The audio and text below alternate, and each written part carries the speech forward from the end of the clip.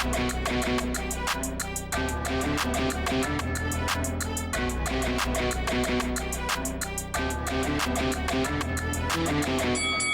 guys, welcome to Boxing Squared for boxing news and views from around the internet. Stephan Shaw has remained unbeaten, the American heavyweight prospect advancing to 15-0 following a very good-looking stoppage win over Nick Davis in Florida. This was on a Telemundo broadcast, and it was delayed on Telemundo. I couldn't actually catch this live or via Telemundo, so hence the slight delay in getting to this video. But I have seen the fight, and you can see here on screen is a highlight of the KO. So Shaw himself and also his management, Split T Boxing, have posted different bits and pieces on social media regarding the stoppage. So this was originally scheduled for 6 rounds. Obviously it didn't go the distance. Shaw all over inside about half a round or so. He looked good for the most part, and obviously a very good stoppage here. So this was the first fight for Stephan Shaw for 2021. It's been a lean time. 2020 was lean as well, only the one fight. So this represented some activity. In Nick Davis, he had a guy who he was always expected to beat, and he did so in devastating fashion inside a round. So hopefully now, what we're going to see is Stephan Shaw into a much bigger and better fight, because it has been lean times, as I say, and it is a case that 15-0 now, but he's been pro since 2013. So that's not super active, obviously, for a prospect coming through. And Stephan Shaw is one of the best heavyweight prospects coming out of the United States. I mean, I guess after 8 years, can you still call him a prospect? I mean, at the very least, he would be a fringe contender. So, you know, good skills, good power. And it's a shame that the fight with Jermaine Franklin, which was scheduled for April in 2021, fell over when Franklin got COVID, because that could have represented the breakout moment that his career has been desperately needing. But unfortunately, obviously, it got postponed, never rescheduled.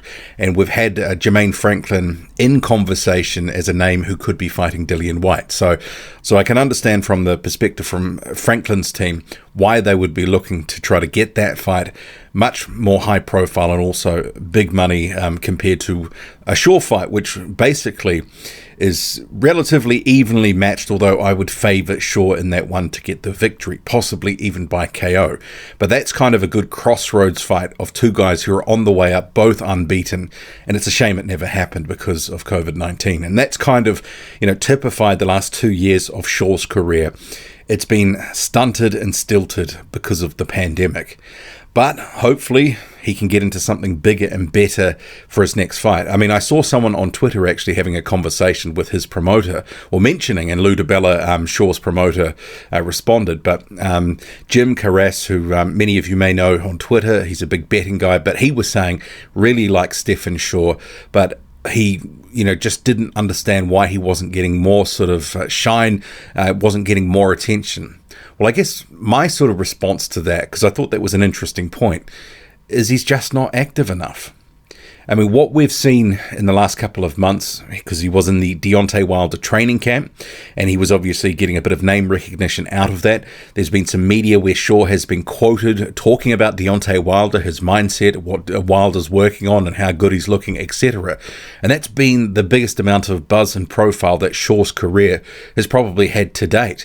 I mean, that Franklin fight was going to get him a bit of name recognition, but sometimes being connected to bigger name fighters does have some residual glow for your own career. So, you know, he is in need of a breakthrough fight. So he needs another Franklin type fight to sort of pop up for him to sort of really stamp his mark on the heavyweight division and say, look, I've arrived. I deserve to be talked about. Because the comment about people not talking about him, it's very hard to build momentum if you're not fighting very often. And when you are fighting, you're on smaller cards. There's not a big audience sort of directed your way. People don't know you're fighting. And with this fight in Florida, it was on a Telemundo broadcast, and that's obviously got some viewership, but I'm sure that news of this fight and also the win here will come as news to people who will be like, oh, I've kind of been half-pie following Shaw, but I didn't know he was fighting. And for some people, they wouldn't have been able to easily access the broadcast, which was also played on delay. So that's another factor as well. But He does have good skills, good talent. He's got the ingredients to be a decent contender. He needs opportunities. And obviously it's a little harder right now with the pandemic, etc. And smaller promoters are finding it harder to actually get some of their very talented prospects and guys who are on the fringe coming through to get them meaningful fights. So hopefully for sure things can start falling into place, because I would hate to think that the best years of his prime start to get whittled away and he's not really in the fights that he should be in. So he's 28 now, coming into the best of his prime. Hopefully the opportunities do present themselves, because I do think that of many of the American heavyweights coming through, Stephan Shaw deserves to be in the conversation as among one of the best of them. Sure, you've got guys like Jared Anderson who are coming through. He's maybe a little sort of behind in sort of his development and career arc, but Shaw is ready for the tougher tests right now. I do think he is talented and he can make some noise if given the opportunity. But in this one here, Nick Davis made short work of him. Unbeaten at 15-0. What do you make of it all?